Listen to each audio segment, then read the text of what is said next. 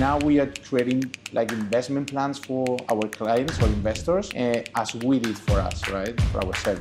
But it's because the developers are able to sell at much lower prices as compared to the secondary market. And what do you think that could go wrong here in Dubai? There's really only been 2 times where there's been a severe reduction in prices. One was a global financial meltdown of the global financial crisis of 2008, and the second time was COVID.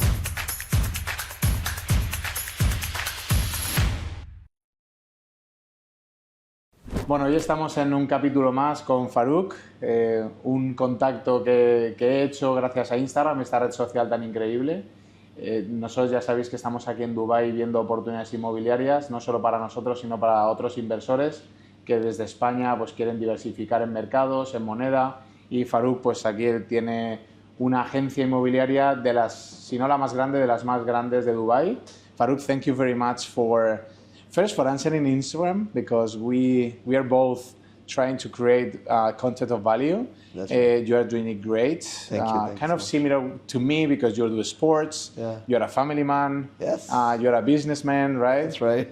You're the CEO of the company, right. and it's growing great. I would like to know your story, right, first, so they can have all the context. Sure. Where do you come from, where you were born, and how did you become who you are today? All right, sure, Diego. First of all, thank you for coming to my office. I really appreciate it. Thank you so much. Hopefully we can create some good, useful content for everyone watching. Well, I'm born and brought up in this city. I've lived in Dubai my whole life. I come from Pakistan. My family comes from Pakistan, but we're settled in Dubai since the late 80s, all right? And we've seen the city grow from a few 100,000 people to what it is today, all right? And I always sometimes share with people that when I was growing up, Dubai just ended where Dubai is today. And today the city has gone 10 times larger, you know, in the last few decades. Yeah, we were talking about Daniel, who came here like 12 years ago, right? 12 years ago. And we were taking photos, and it's totally changed. So in 12 years, a fun fact, the population has doubled of Dubai. It was 1.87 million in 2011-12. And today the population is 3.87. So more than double in the last 12-13 years. And it's going to double again, right? And it's going to double again in the next. So you can just imagine how much real estate will be requiring. But anyways, rewind back to my story. We started Springfield Properties in the year 2008. It's my family business. So my father is the chairman of the company, and I've been running the company as the CEO for the last 13 years now. All right. We started off with a small investment company. So my father's been investing in Dubai real estate since the start of real estate in Dubai. For example, in the year 2000 and 2001 is when the Sheikh allowed foreigners to buy real estate. And from that day onwards, my dad has been buying and selling real estate. In 2008, we formed Springfield Properties as an investment company. So him and a few friends were buying and selling real estate. And then when I graduated from university, I said, you know what, I want to take the business forward. And that's when we started the actual brokerage side of the business. All right, so 2012 is when I came back from the US after doing my MBA. I had a few years of experience, you know, working for real estate brokerage companies, and that's when we started. We started with literally 2 agents and a 700 square feet small office in Al Barsha, I still remember. And today we're a team of over 170 people. Wow. And that includes all our agents that are working here, our marketing, and all our different administrative departments in the office. So yeah, Dubai has been great for us as a city. The city is growing, and with that, thanks to God, our company has also grown. And how brave was your father that in 2008 he started the investing company? I don't know if it was just before it was the just recession. Before. So it was in March 2008 is when we started Springfield Properties. It was the first license that we got for Springfield Properties. And then, you know, after the summer, everything came crumbling down. Okay. So it was a couple of very hard years for Dubai, everyone around the world. It was a global recession. But one thing has been about the city of Dubai that we have seen again and again is that it recovers very quickly after any global catastrophe. So we saw one catastrophe in 2008 is when we had the global recession, and then we had COVID in 2020. And Dubai came back from this very, very quickly. We saw Dubai's real estate market, of course, see a dip, but then come back very, very quickly. And in the last 3 years, I don't think any other city around the world has seen the kind of growth that Dubai has seen. That's right. In terms of real estate, in terms of people moving over here, the fundamentals of the city are very strong. It's because there's a lot of jobs available. There's a lot of new businesses opening up. We're attracting foreign money. Yeah. There's no taxes, or very, very less taxes. We have 9% corporate tax, no income tax, and 5% VAT, which is probably one of the lowest around the world. 5% VAT in all the products and services on just a few? No, 5% VAT on all products and services. And we have 21%. Exactly. So 5% is still very low, and no income tax at all. So it's 0% income tax, and there's a 9% corporate tax only. And that too was introduced this year. So it's just introduced this year. So, I mean, compared to every other developed city around the world, we are very attractive. It's very easy to bring money in, and it's very easy to take money out. So that's a very important difference. In a lot of parts of the world, it's easy to get the money in, but it's tough when you have to take your money out. In Dubai, we have a rule, no questions asked. You want to take all your money back to your country of origin, no questions asked. And I think in the last few years, because of the new visa policies, such as golden visa, 10 years visa, and there's multiple other different categories of visa, is what has really helped us to grow the population and attract good people into the city.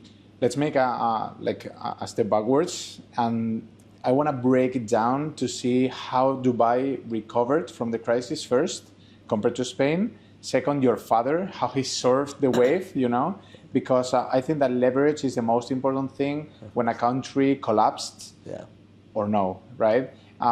Is Dubai normally very, very leveraged, or it grows with equity? So currently in Dubai real estate market, it's a extremely cash-driven market. So we don't depend on leverage as much. Normal buyers in Dubai are not buying homes like in the US or in the West, where everyone is sort of, depending on the banks. So if the interest rate goes up, the markets come down. For example, if you look at the US, even in Canada, for example, or even a lot of parts of Europe, because of the last couple of years, the interest rates going up, the markets are coming down. Whereas in Dubai, those fundamentals don't work at all. Last 3 years, 4 years, interest rates have been going up, and the real estate's been going up faster. So now they're saying the interest rates are now finally going to come down, and the Federal Reserve has announced already a few cuts. Even last year we saw one or two cuts, and now we're going to see more cuts in the interest rates. And Dubai's real estate market doesn't depend on this at all. The money is being injected from wealthy individuals around the world because of the opportunities available over here, and more importantly, because of the lifestyle that Dubai has to offer. The safety, the security, and we always say rich people use Dubai as a place to enjoy their money. Today in London, if you have to go and wear a nice watch like the one that you're wearing, it's dangerous. Most parts of Europe, you can't wear that watch. You have to cover it. You have to cover it, or you can go wherever you want. want. Take it off, and So things like that. Dubai is a great place for the rich to enjoy their money, and for everyone else to find new opportunities in Dubai. Yeah. What I see here is that people has not only an open-minded, but also they think that it's not gonna end. In Spain, people are afraid of things ending, right? In Spain, in the crisis, we had 1.2 billion euros in debt, in private debt, because all the people were leveraging when they were buying real estate. Then it came down on COVID. We only had like 25% out of the total debt in private, but we have 4 times more debt in public, So the government was getting debt. Now we have 120% out of our total income in the whole country. So it's unpayable, right? So the thing is that we are right away moving all the Spanish now to Dubai or United States because we see that the taxes are going to grow and grow because there's no other way to pay our bills, right? Of course. Here in Dubai, how much normally people leverage out of a total investment? So if you purchase $500,000 apartments, how much normally people leverage? In Dubai, if you're a resident of Dubai and you have a banking history and income in the country, you're allowed to take up to 70, maximum 80% of the property value when it's your first home. Okay. If you're a non-resident, you can take up to 50% of the property as a mortgage only. And also, if the value is over 5 million dirhams, then there are a few different rules. Of course, different banks have slightly different purchase requirements and documentation requirements, but that's the average. Roughly, let's say most residents get up to 70% of the property value as a mortgage amount. And it's easier to leverage a property that is like a second-hand property than the first-hand, right? So developers not always let you to leverage, right? Yeah. So you cannot get a mortgage on a property from the developer. Yeah. What you can get is a payment plan from the developer. Cool. So the developer will give you a 3.5 or 4 years payment plan, which you pay the developer interest-free. So that's a big advantage. Yeah. And that's actually the maximum sale we see in Dubai is your first-hand properties and new developments that are coming on board. And of course, there's an active secondary market as well.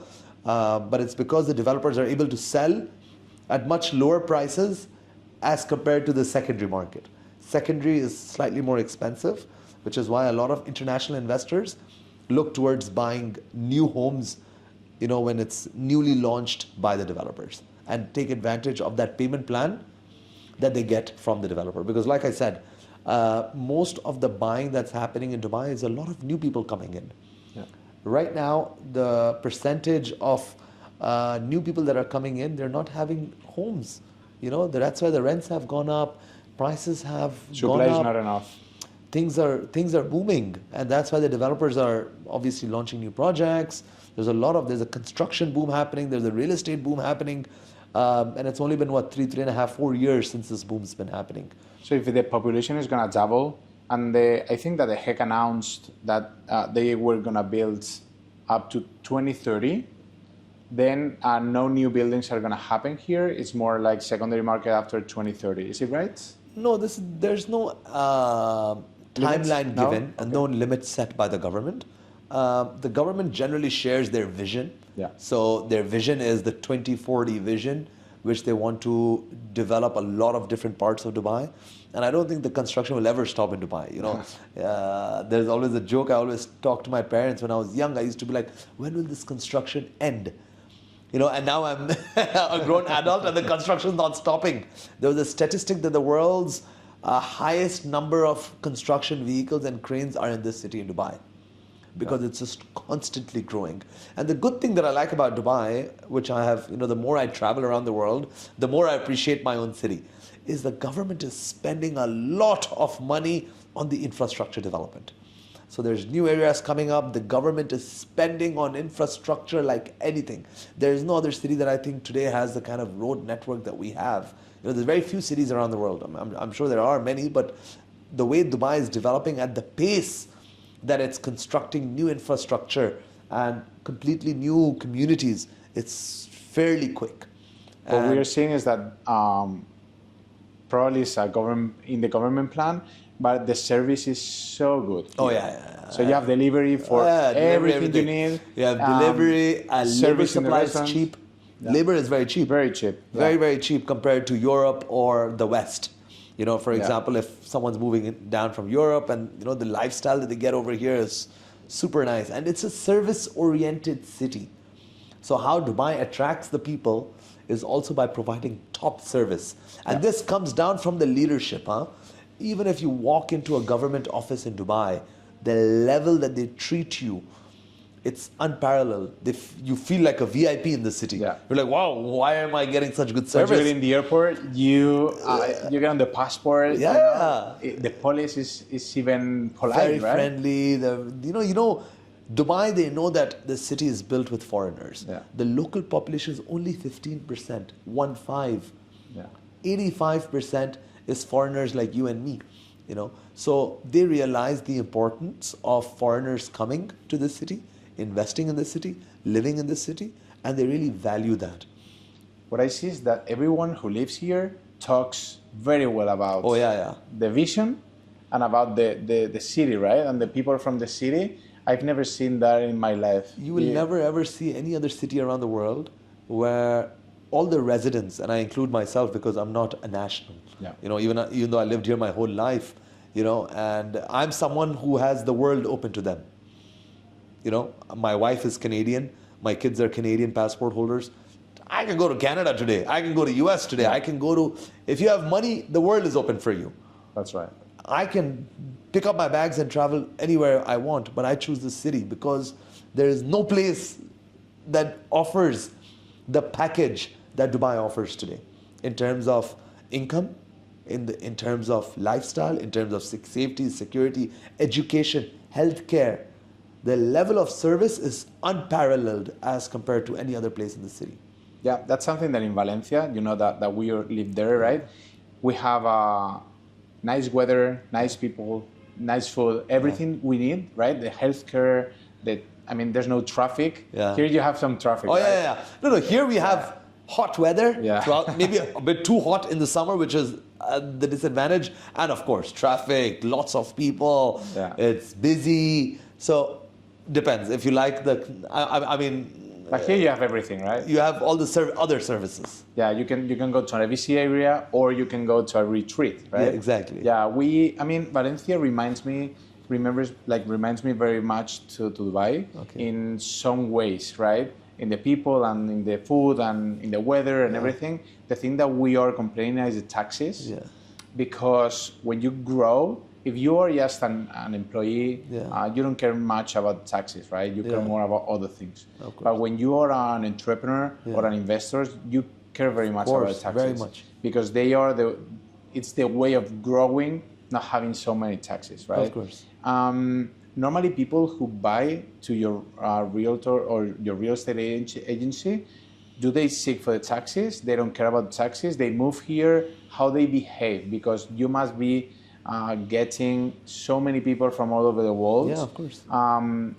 Talk to me about different kind of people, right? Who come, Europeans or Africans or Asians or...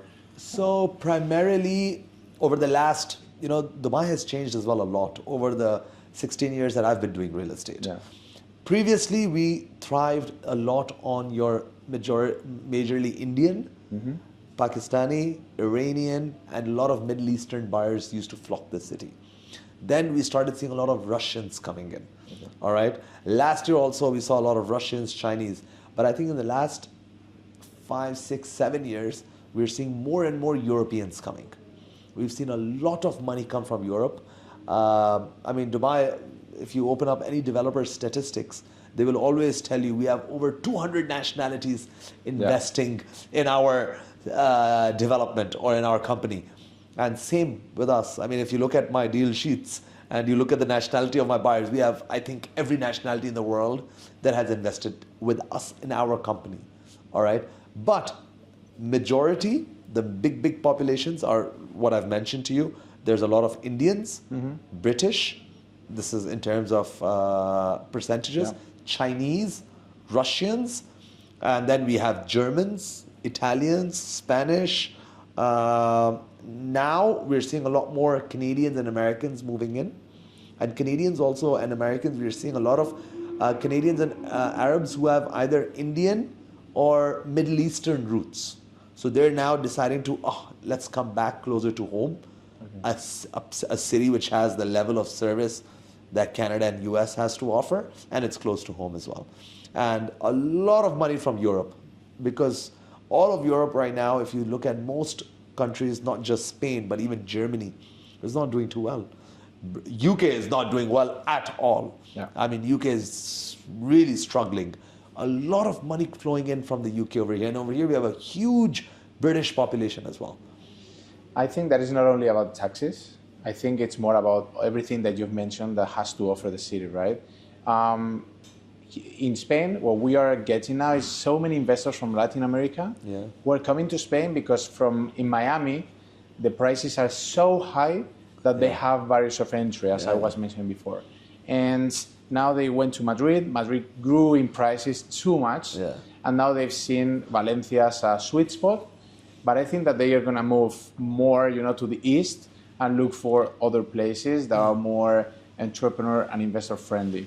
Now we are creating like investment plans for our clients or investors, as we did for us, right, for ourselves.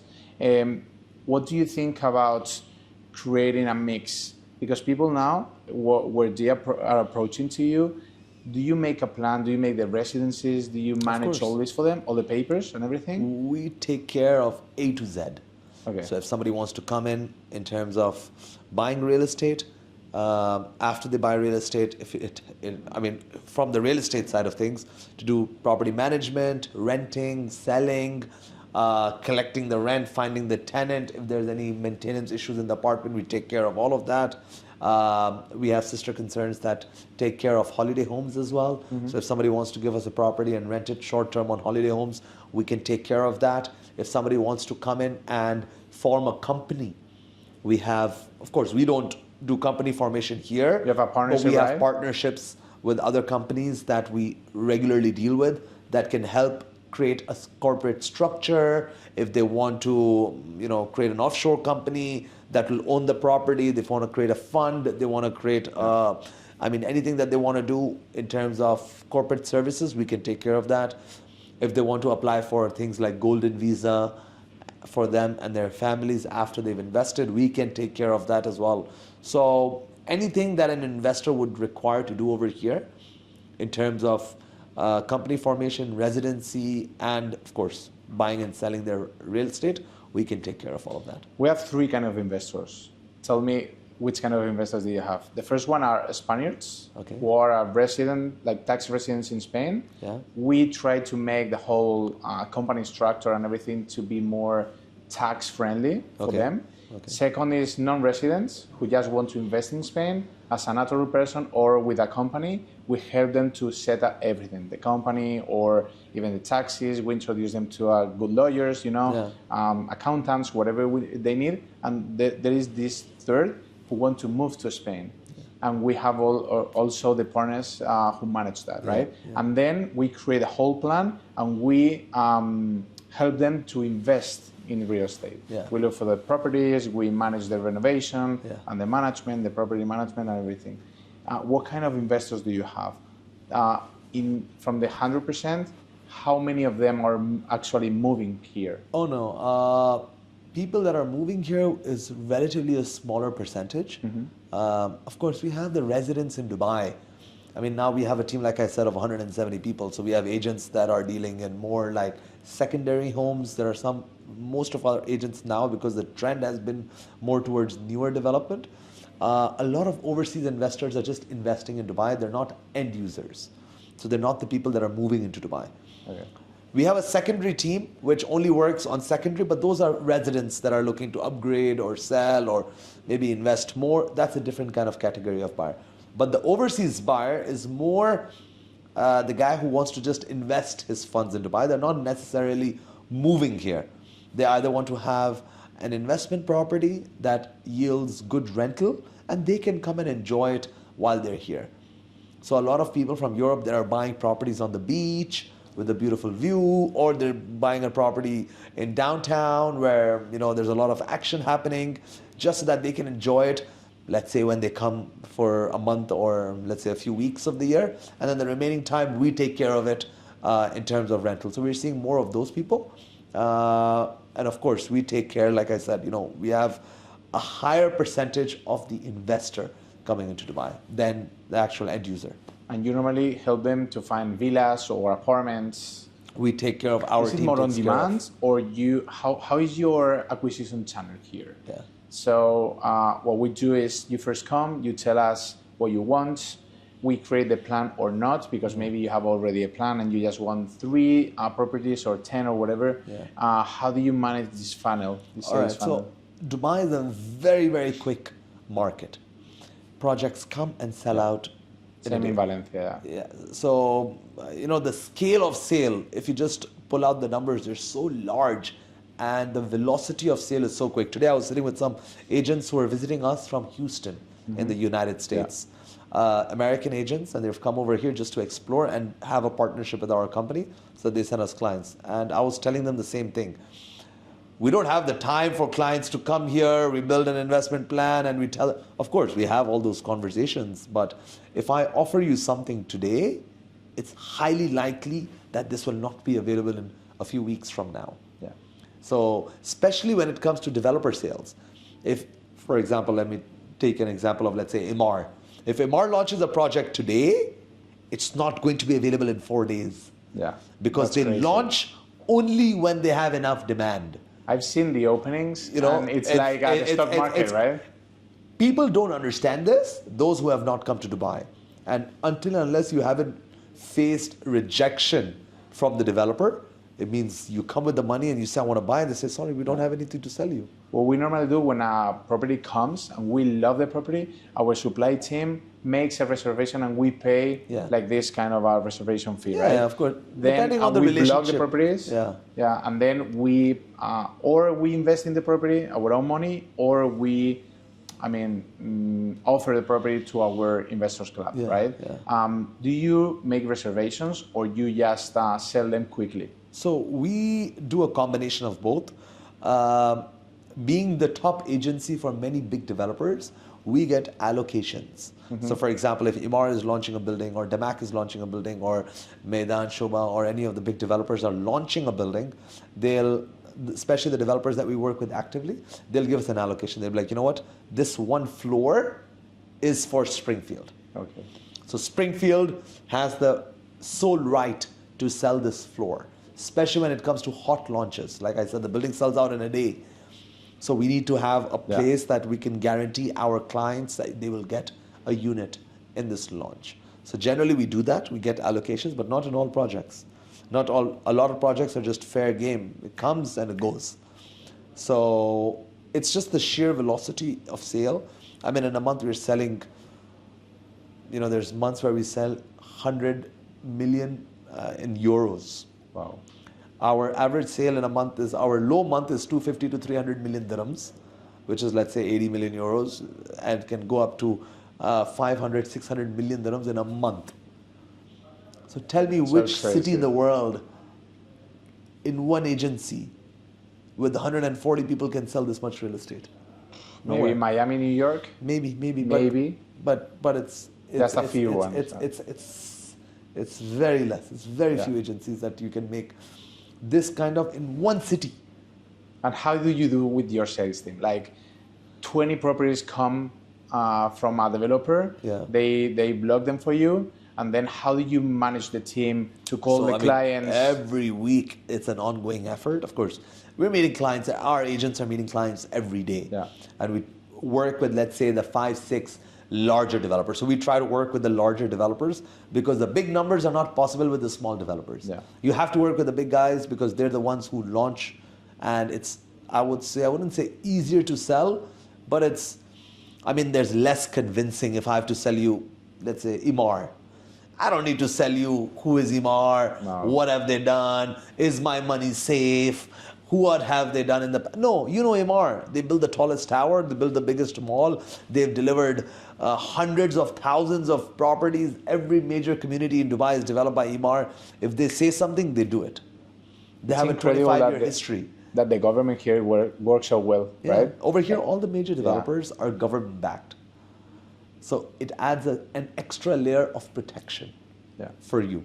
Most countries in the world, if you tell them it's a government bank, they go like, this is going to be a bad developer. But in Dubai, it's the complete opposite. The moment you say there's a government developer, it adds an extra layer of comfort for the buyer. And what do you think that could go wrong here in Dubai? If you had to make a contingency plan or something, I think that here is only one plan, right? But what do you think about it? How do you protect yourself, your family, your business? How do you create this kind of a in the last 25, 30 years that Dubai's been selling real estate, there's really only been 2 times where there have been a severe reduction in prices. One was the global financial meltdown of the global financial crisis of 2008, and the second time was COVID. So we haven't really seen anything massively go wrong in the city. The reason why I say this, we don't have any political risk. We don't have different, we have a very, very good leadership. Sheikh Mohammed bin Rashid and the entire royal family is working extremely well. They've built an excellent system, which in my opinion reduces the risk. Our currency is backed by the US, is pegged to the US dollar. So we don't have some currency risk where you have fluctuation. So no political risk, no currency risk. Any property that you buy in Dubai is guaranteed in terms of payments via an escrow account. You don't pay the developer, you pay into an escrow account, which is overlooked by Dubai government. So there's a lot of added layers of protection for the investor when he's coming to Dubai. That's the reason why everyone around the world is investing in Dubai. But in terms of having a contingency plan, like what could go wrong, I mean, it's a very open-ended question. But what I've noticed is that whenever something goes wrong around Dubai, that means, we are in the Middle East, there's something happening everywhere. But Dubai has always benefited from that. Whether it's the Arab Spring, where we saw countries like Libya, Egypt. When the money comes out, it comes to Dubai. Yeah. If there's a problem in Iran, money comes to Dubai. If there's a problem in my country, in Pakistan, all the money comes to Dubai. If there's a problem in China, the money comes to Dubai. If there's a problem in India, the money comes to Dubai. There we go. If there's a problem in anywhere in the Gulf, the money comes to Dubai. So Dubai has always been that sort of safe haven where money flows in whenever there's an issue. Yeah. And about yourself, do you invest in real estate? Of course. And what kind of properties do you invest, and what are your plans? It's more kind of to build a net worth, you flip the properties. What we do is we create a portfolio of properties that are rented, and we have the protection of the low leverage. If we are in the beginning of the cycle that is going to grow, every 10 years it happens in Spain, we get more leverage, up to 50% out of the total portfolio. If it goes down or it's the end of the cycle, we go down to 20 to 30%. So it's not going to become like less than 30%, right? Yeah. So what do you do? So my investments have always been, I always like to come in early when it comes into a new development. So I'll always go into off-plan developments. Whenever a new project is being launched by a developer, that's the best time to enter. So in terms of leverage, me personally, I'm not highly leveraged. I've never been, I'm more about moving my investment. So for example, I'll buy into a new development. When it's coming to completion, that's when I like to sell it, because that's where you see the maximum appreciation. You buy something, let's say for $1 million dirhams, if it's worth $1 million and I can get it while it's pre-launch stage, I generally get it 30% below the market. And there have been times in Dubai where you bought something for $1 million. By the time the property was ready, you bought it for 800,000. By the time it was ready, the price has gone up to $1.5 million. And boom, you have doubled your money.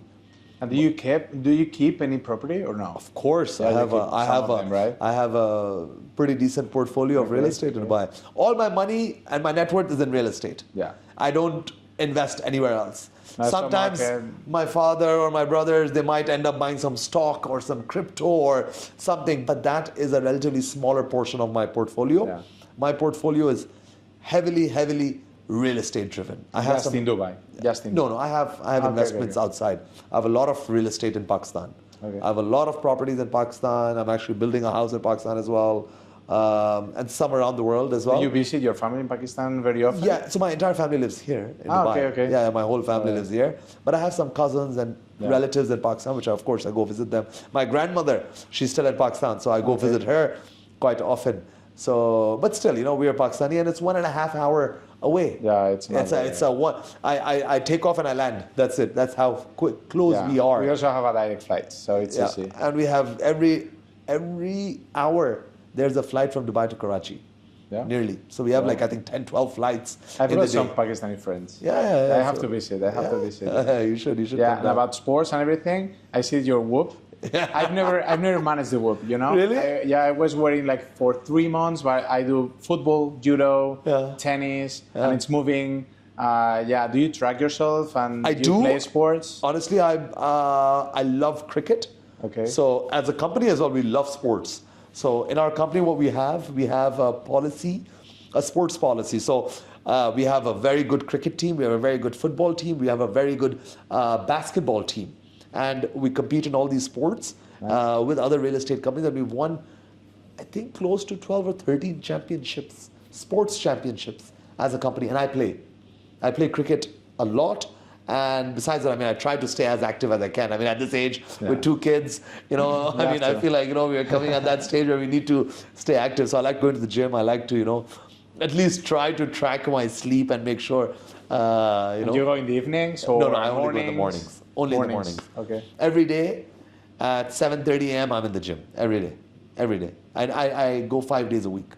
Yeah, in my case, it depends on the day. No, so for me, if I go to gym or CrossFit, I go in the mornings. If I go to tennis or football or other sports, I go in the evenings. It depends, right? For me, I only go in the mornings, and I only play sports if I get a chance to, maybe once a week, not more than that. Okay. Yeah, so though I need to get a bit more active with my life, especially in real estate, you know. I feel like there's so much of... so much to do. And so much to grow. So much to grow, so much happening. It's stressful as well sometimes. You know, you need a good, active life, you know. There's no other way, right? Exactly. Yeah, okay. Well, Farooq, it's been a great pleasure. It's been I my wish pleasure. I had some more time to talk to you. For sure, we are going to talk. I mean, for sure, we are going to talk in other, you know. Thank you so much for coming and visiting us, and a really good conversation. Thank you so much. Oh, thank you very much. Bueno, Farooq, CEO de... I missed the name. Springfield Properties. Springfield. Yeah, like Simpsons, right? Exactly. Bueno, Farooq, CEO de Springfield Properties, nos ha dado aquí una clase magistral de cómo se tiene que invertir en Dubái, por qué Dubái es un gran espacio ahora para emprender, para venir, para invertir. La verdad es que comparado con España tenemos muchísimas similitudes, con la diferencia de gente que tiene pues una mentalidad muy abierta.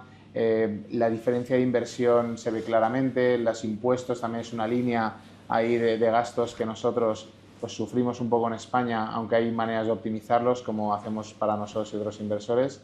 Y nada, para el siguiente capítulo tendremos otra persona muy especial. Farooq, thank you very much again.